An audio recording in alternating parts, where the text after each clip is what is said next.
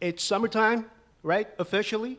What is it, the 21st, right? So it's officially summer. And I know that this summer, for those of you who are planning trips, you may have to go through with some hefty, traveling expenses because of the price of gas, right? But summertime this is the time of the year where we do road trips, right? We travel. I mean, if we're able to afford it, we fly. And this is the time the children are off from school, the weather is beautiful, so this is when we do the traveling, which is, as Christians, really should be a part of our lives, because according to the Old Testament, remember the stories of Abraham, stories of Joseph. They talk about being in a pilgrimage, right? And they were the pilgrims back then, specifically Abraham, who did quite a lot of traveling because God was telling him where to go. So, in other words, as Christians, we are meant to be, quote unquote, on the road. From the Old Testament to the New Testament, we're now from journey. Paul still talks about being in a journey, still being sojourner, right, or sojourner, and still talking about being a pilgrim. And apart from that, he also spoke about a race. Don't worry, it has nothing to do with color, right? But we will touch upon what Paul meant with that when he said race. But Christians, clearly, right from the beginning of time, are meant to be on the road. And so we open our sermon today, our message today, with a story found in Luke chapter 24, verse 13. Let's start from verse 13. Okay? So I'm reading from New King James, reading off from my electronic version of the Bible, but you also have it on the screen. So it says here, "Now, behold, two of them were traveling that same day to a village called Emmaus, which was 7 miles from Jerusalem.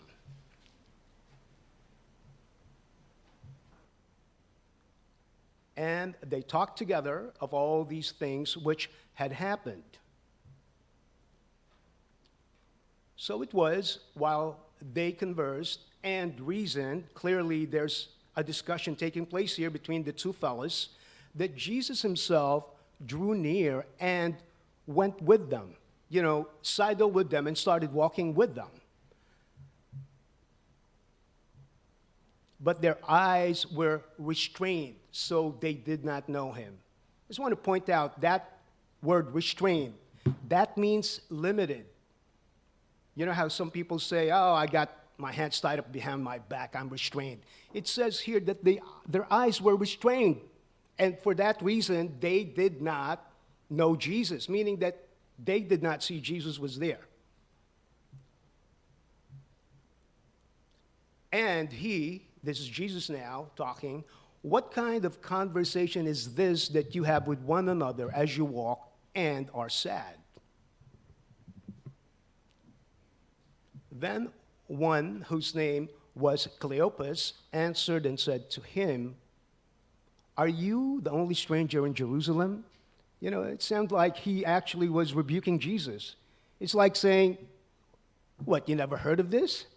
Are you the only stranger in Jerusalem? And have you not known the things which had happened in these days?" And he said to them, "What things?" Jesus was kind of like playing, in a good way, of course. So he's asking, "What things?" And so they said to him, "The things concerning Jesus of Nazareth, who was a prophet, mighty indeed, and word before God and all the people. And how the chief priests and our rulers delivered him to be condemned to death and crucified him. But we were hoping that it was he who was going to redeem Israel. So right here, it seems to infer that that hope is now gone. What is Cleopas is saying, we were hoping that he would be. But now it seems like that's all gone, right? Because you see, we were, no longer are. We were hoping. Indeed, besides all this, today is the third day since these things happened. Yes, and certain women of our company who arrived at the tomb early astonished us. When they did not find his body, they came saying that they had also seen a vision of angels who said he was alive.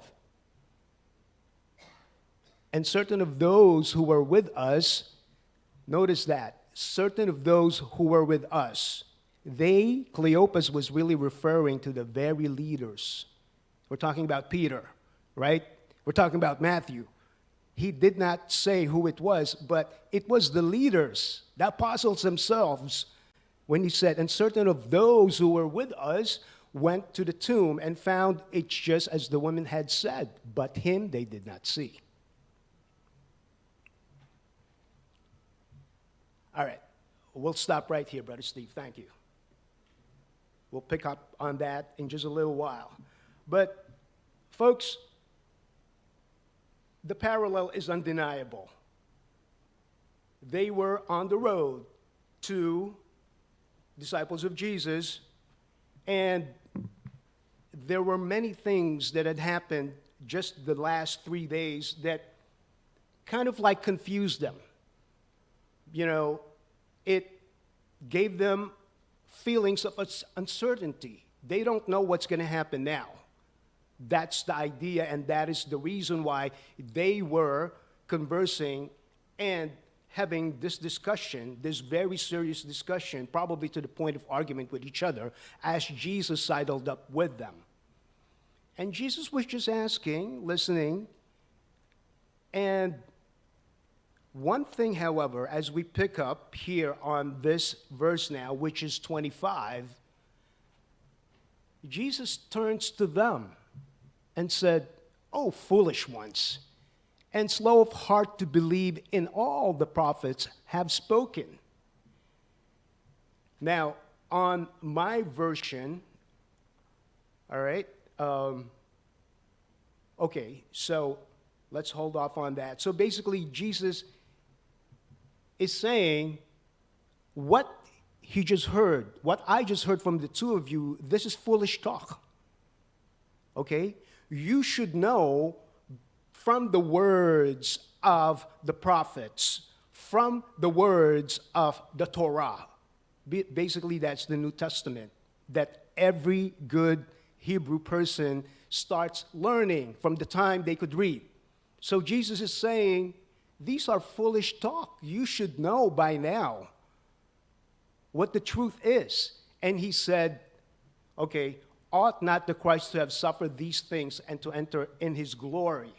Okay, so I would like to read from New King James, where Jesus actually said, because this will make it a little bit more clearer in today's language.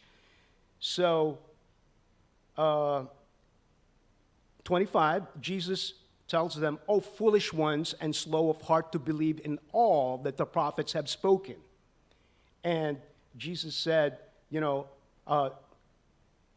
did not the Christ to have suffered these, didn't the Christ have suffered these things to enter into his glory?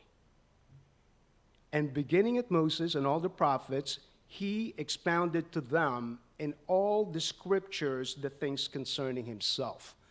So Jesus is saying, don't you know that from the prophet's words, this Christ had suffered?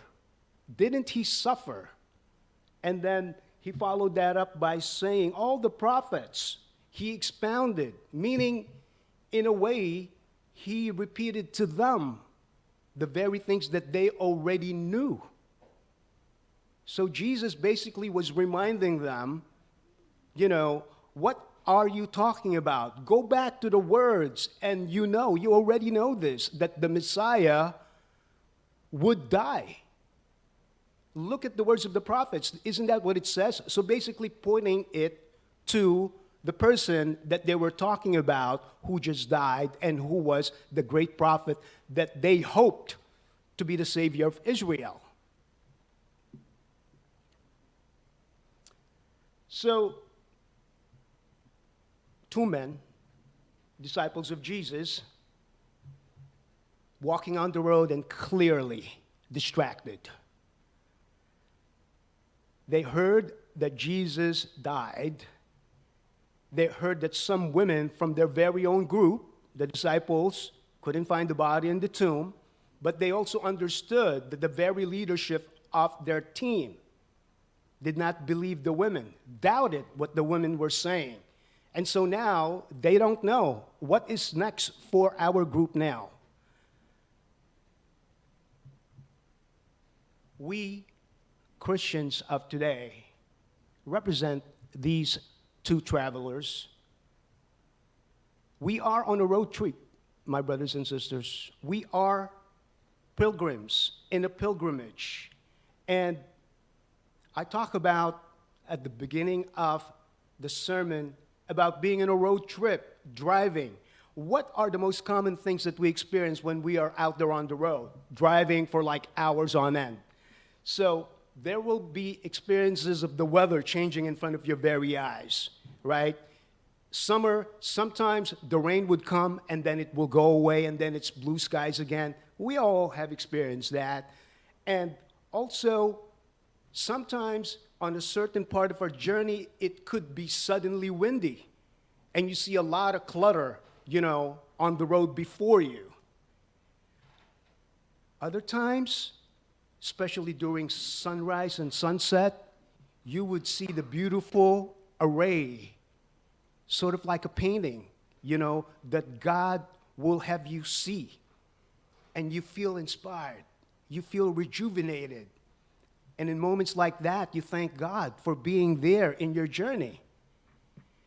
But let me tell you that along that journey, you will also go through challenges, distractions, other drivers on other cars on the road, like cutting in front of you, right? And then they have the audacity to give you that one-finger salute. And you wonder, what was that all about, right? Sometimes you get tempted to say something or, to do your version of a gesture of whatever salute you want to give back, right? And sometimes also, especially if it's a one-lane road, like back roads, country roads, there could be the slowest driver in the world in front of you. And you're like, oh man, you almost feel like you want to go to sleep because it doesn't feel like you're traveling anymore.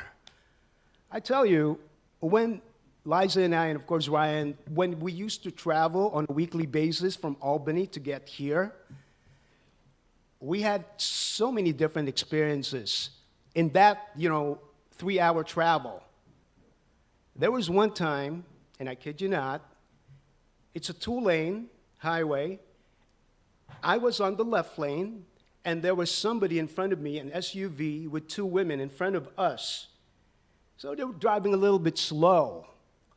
And so I figured I will go to the right lane and go around them. So the driver must have seen that because she moved to the right lane. So before I had the opportunity to go around, she moved to the right lane in front of me, even as I was switching to the right lane. So I figured, oh, she's giving me the open left lane. So I went back to the left lane, and wouldn't you know it, she went back to the left lane. So now, in this part of the journey, I'm thinking to myself, okay, maybe she didn't see me. So I went back to the right lane again, wanting to go around her again. She went in front of me again. So I was talking to Liza, like, what do you think? What do you think's happening here? I don't understand. Let's try this. So I kind of sped up a little bit and then immediately went to the left lane. She immediately went to the left lane in front of us again. So for whatever reason, in this lady's mind, she's thinking, you're not going to get ahead of me. And I had no choice, my brothers and sisters, but to fake it as if I was going to go back to the right lane, and then immediately went back to the left lane. And as I saw her coming back to the left lane, I used a little bit of that shoulder, which was illegal, to get ahead of her. And then I sped up, and now she speeds up as well and is now tailgating me. So I'm like, if I could yell with like a megaphone, if there was a megaphone, how the police cars have a megaphone, and they could say, please stop. If I could yell like that, I would have said, what do you want? I didn't know what you wanted. But, let me just tell you, on the road, right? On the road, these are the typical things that could happen. And my favorite is that when it's the very people inside your car that's distracting you, right? Specifically a certain backseat driver, right? Oh, no, move to the left. Oh, honk. No, go around. Oh, no, this is our exit. And you're like, you want to drive, right? That's how it goes, my brothers and sisters. I'm not talking about my wife, by the way, because she's got the privileged seat right there next to me. So she's definitely not my backseat driver. But I know all of you have experienced that. And you think about this. I'm talking about the road now that leads to heaven. On that road, Satan, just like in our road trips, will use all tactics in the book to cause you to lose your way. And sometimes, if that does not work, then he will use other means to at least slow you down, right? Because Satan understands that we are in a race. We are in a race of time. You all know, according to Matthew 24, that 24th chapter of the book of Matthew, that these are the beginning of the end of time. We are in it now, my brothers and sisters. So Satan is thinking, hey, listen, if I could slow you down, if I could slow you down in really giving your heart to Jesus completely and 100%, that's my intention. Okay? You're still traversing the right road.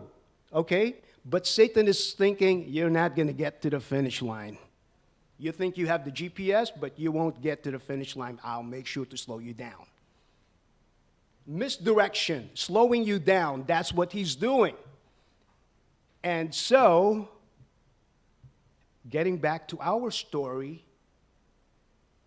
when we go through the same experiences, just like Cleopas and the other fellow, this is the time when Jesus, who's always been there, right? Because when we're on the road, Jesus is there.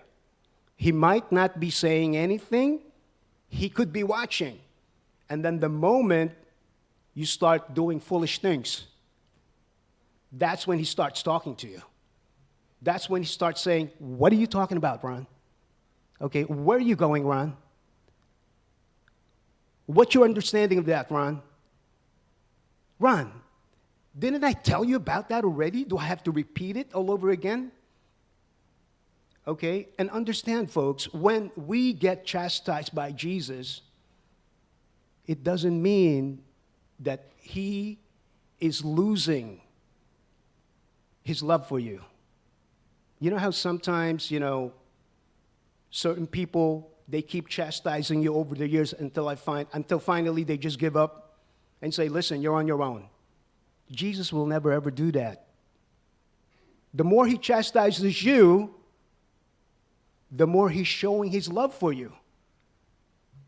Because let me tell you something. If a person does not care for you, you will not hear a thing from that person. You will not hear a peep from that person.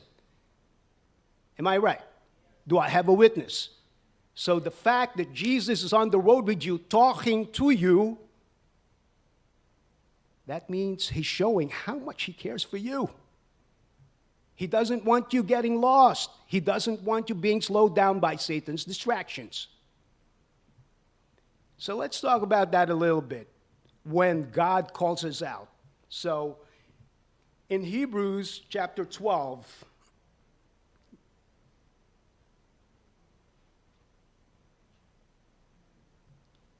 this is Paul now talking, and he says here, therefore we also, since we are surrounded by so great a cloud of witnesses, let us lay aside every weight and the sin which so easily ensnares us. You see that? Paul is saying these sins, these are all entrapment. And let us run with endurance the race. Remember what I said at the beginning of the message? The race. Here it comes. Ensnares us, and let us run with endurance the race that is set before us. So Paul is not saying, listen, this is not just a sprint. This is a race of endurance as well. You not only have to move fast, but you should also have the right conditioning so you could endure. Now, listen to this verse. Next one. Looking unto Jesus, the author and finisher of our faith, who for the joy that was set before him endured the cross, despising the shame, and has sat down at the right hand of the throne of God. In terms of disciplining us, it says here, for consider him who endured such hostility from sinners against himself, lest you become weary and discouraged in your souls. Paul is saying, consider the things that Jesus went through, his tribulations, how he was mistreated by his own people, all the things that had happened to him. Consider those so that you can endure and not become weary and not become discouraged. You have not yet resisted to bloodshed, striving against sin, and you have forgotten the exhortation which speaks to you as to sons. This is the part, my brothers and sisters. Okay, exhortation which speak to you as sons. This is God now, right?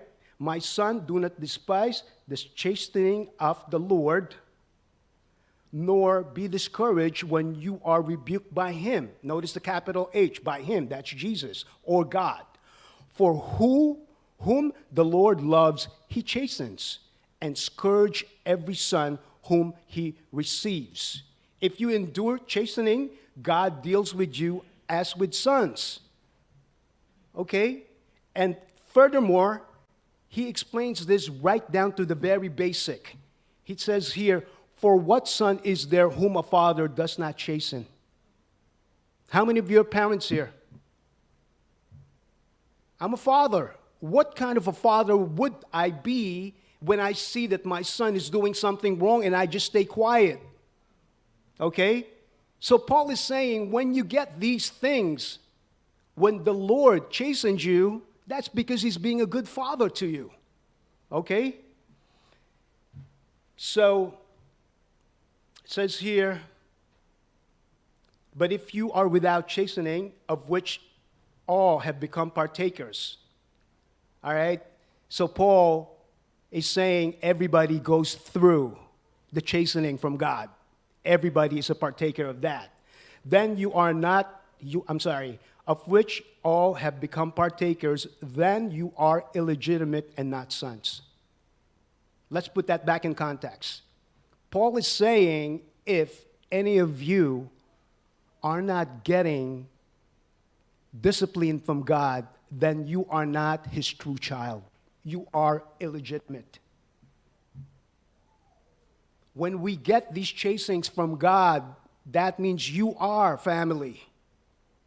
You are not just some random wayward lost child.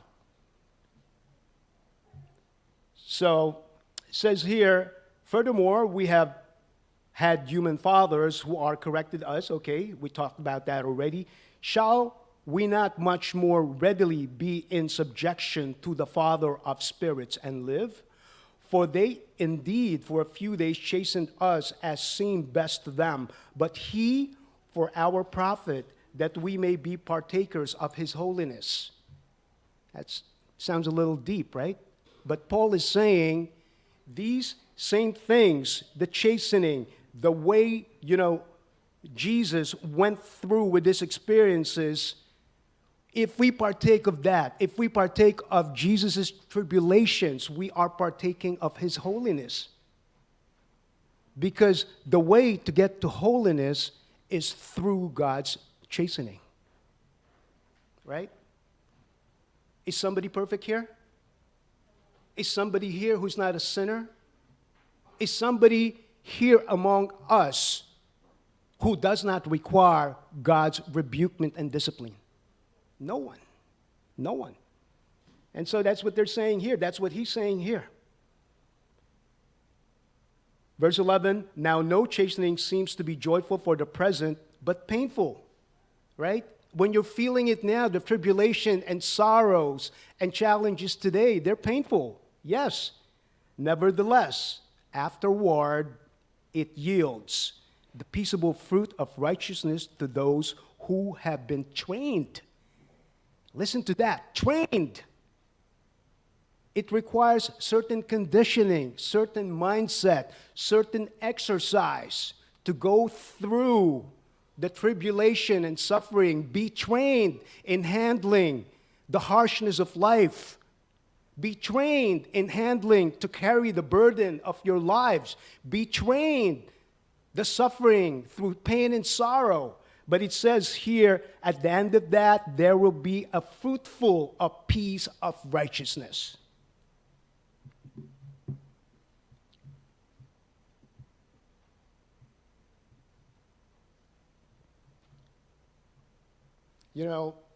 On the road with Jesus, we will go through Jesus telling us, what are you doing?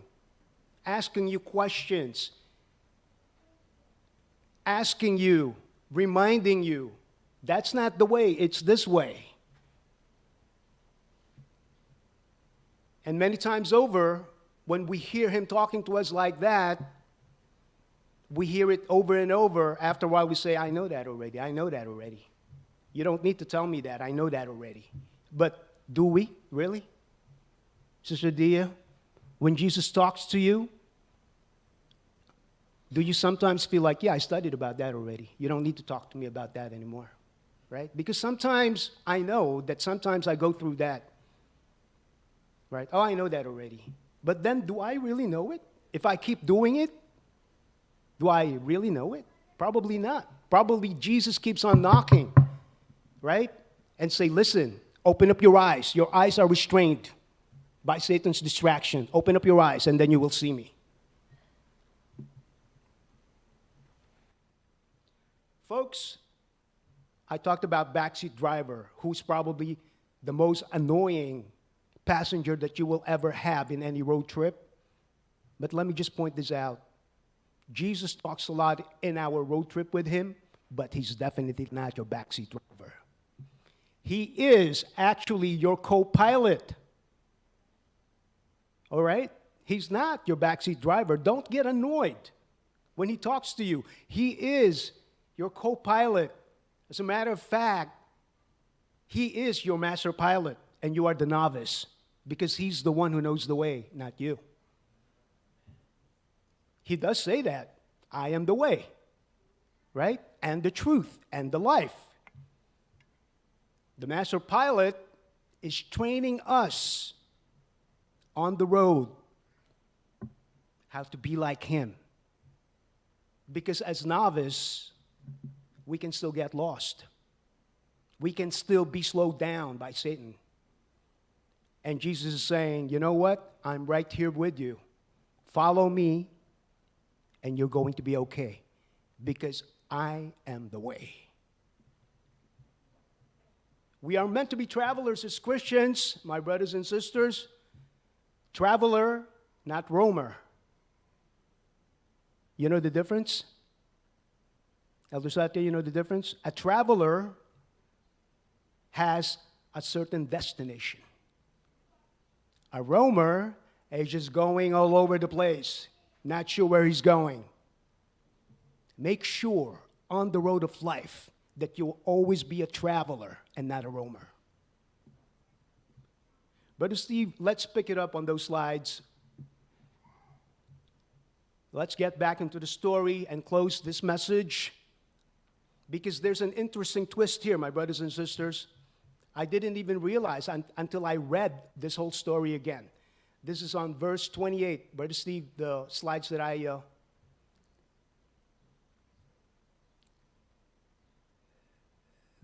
sent.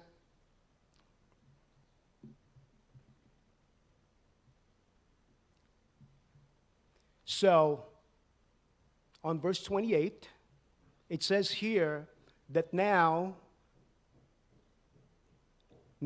they are approaching a village. And this is the village where the two, Cleopas and the other disciple, were going. But look at this twist. Jesus continued on as if he were getting farther. So in other words, they were traveling here, right? Walking this way, and then suddenly Jesus goes like this. Because the two guys will keep on going straight. Or was it the other way around? Probably it was the other way around. This is the main thoroughfare. The two exit, or were about to exit, and Jesus pretended, because it says as if, pretended that he was going to go straight. Did you all catch that when you read the story? As if he were going farther. Next verse. So they saw that, and they spoke to him, and they asked him, stay with us, for it is nearly evening. The day is almost over. And so he went in to stay with them.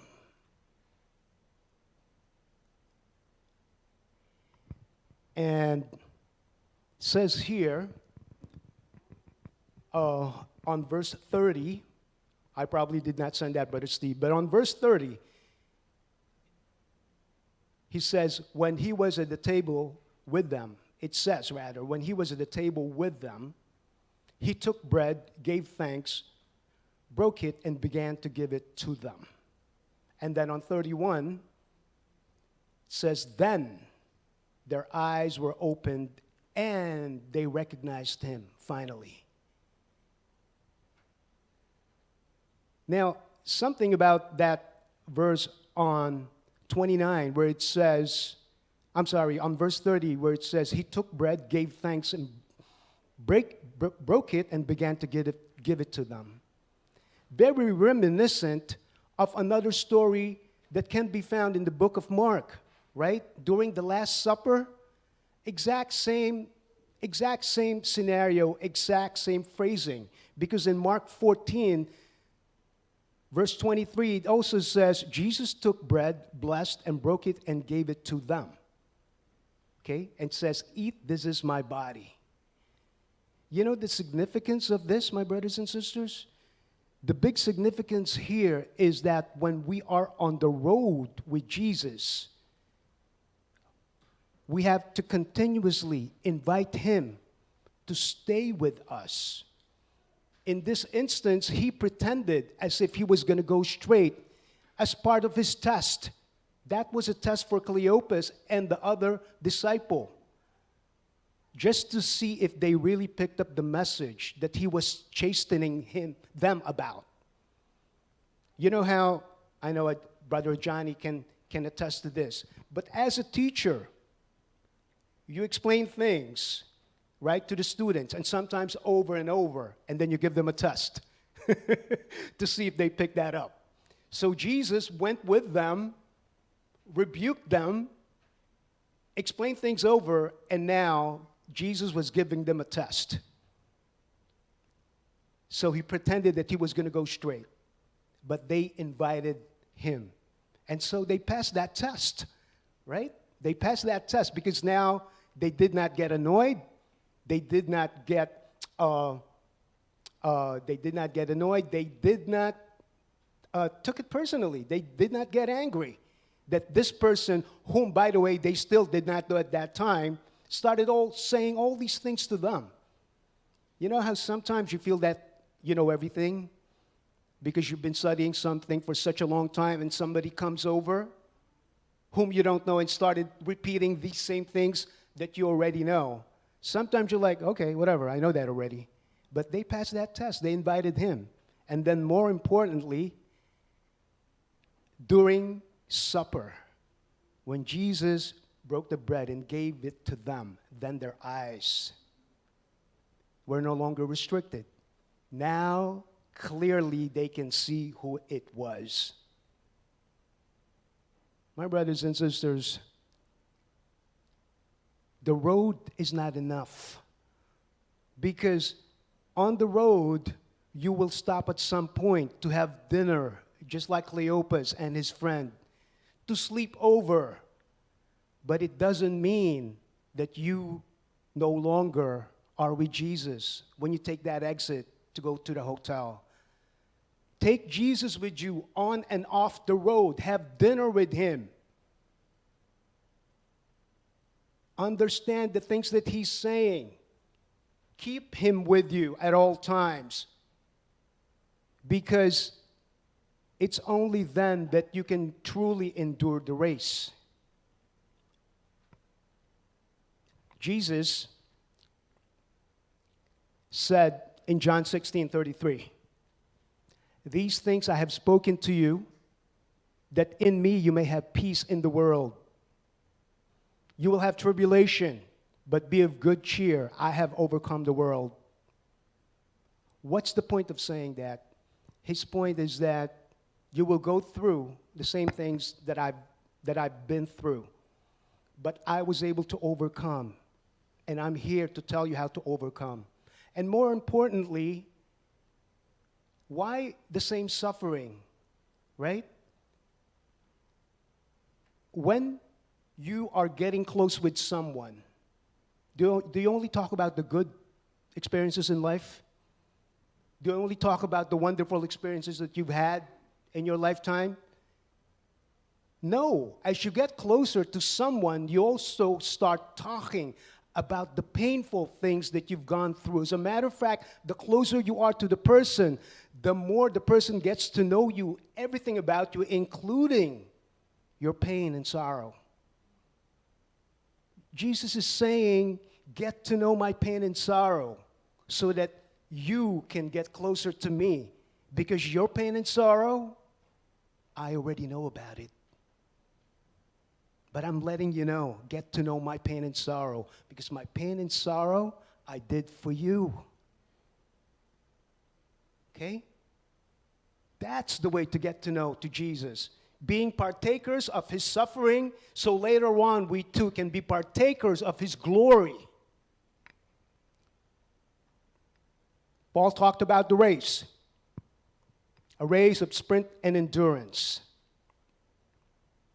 Sprint because time is running out. We cannot afford to be slowed down by Satan. Endurance because we are spiritual athletes. I'm not sure if you've ever heard that term before, but we are spiritual athletes. Think about it.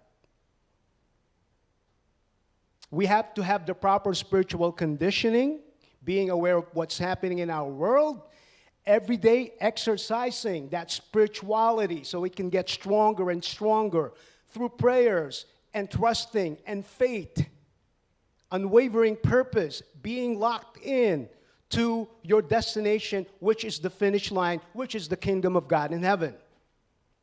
The training to be resolute and decisive so that you know where to go. You're a traveler. Your compass, your GPS is locked in. Heaven, Heaven, locked in. GPS, give me the direction. I'm not a roamer. These are the things that we all have to go through. But the very interesting thing here is that according to Hebrews chapter 6, verses 19 to 20, we have this a sure and steadfast anchor of the soul, right? Sure, no doubt, sure and steadfast anchor of the soul, a hope that enters into the inner place behind the curtain where Jesus has gone as forerunner on our behalf, having become a high priest forever after the order of Melchizedek. Folks, in a race, especially on a relay, you all have seen the Olympics, the forerunner in a relay sprint is that first guy who takes off. As soon as the gun goes poof, the first guy who runs, the first guy who has the baton to pass it to the second runner. That's the forerunner. The anchor typically is the fastest and the most experienced sprinter, because who's the anchor? The anchor is the last person to be given that baton, okay, so that he could be able to make ground of the lost ground. If your team is behind the race, the anchor can get you back into the race and finish that race for you. Well, Jesus is your forerunner and your anchor. Jesus will not only kick off this race of life for you, but he will be with you at the very end, my brothers and sisters. Walk with you, if need be, carry you to the finish line, because he is your anchor. That song that we sang, opening song, it says it right there. Brother Steve, can we see that song again? Folks, let's all stand up. Let's all stand up. Sing this second stanza from this song. I want you to feel that Jesus, being our forerunner and anchor, he's the only one who can take us to the finish line. Right? That second stanza, Jesus is all the world to me. Let's just sing that over as we close this lesson.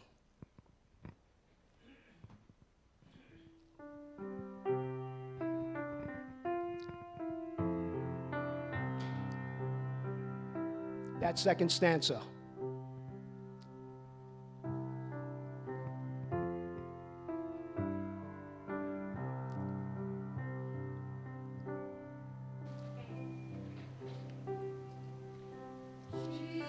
Second stanza. Second stanza. Keep moving.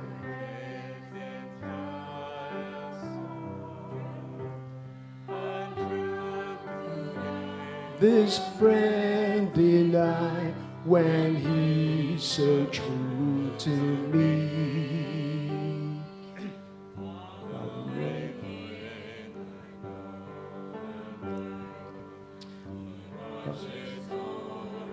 Day and night, following him by day and night. Let's do that one more time. Let's do that one more time, because I did not feel that. Let's feel the words. Let's feel the meaning, okay? Jesus is all the world to me, and true to him I be. Oh, how could I his friend deny when he's so true to me?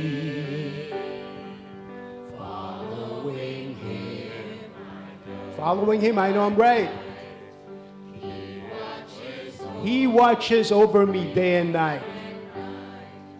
Following him by day and night. He's my friend. Heavenly Father, thank you so much, O Lord, that in this road of life, in this traveling, in this pilgrimage that we're at, we have our way, who is Jesus. And according to the song, Father, following him, we can know we're right because he is the only way. Thank you for sending him again, Father, over and over, sending him to us so that we will not be lost. And at the end of time, we will have the direction, the endurance, we will have the strength to finish this race because we know, Father, that at the finish line, there you will be waiting for us. We love you, O Lord. This we pray in Jesus' most precious name. Amen.